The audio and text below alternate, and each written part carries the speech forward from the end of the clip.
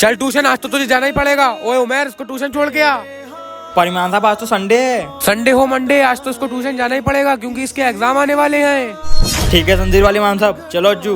सुनो, पिछली बार की तरह इसको जल्दी मत लाना, पता है ना पिछली बार क्या हुआ था। ठीक है इमाम साहब। ये लो पैसे, इसको रास्ते में चीज खिला देना। ठीक है इमाम साहब, चलो अज्जू।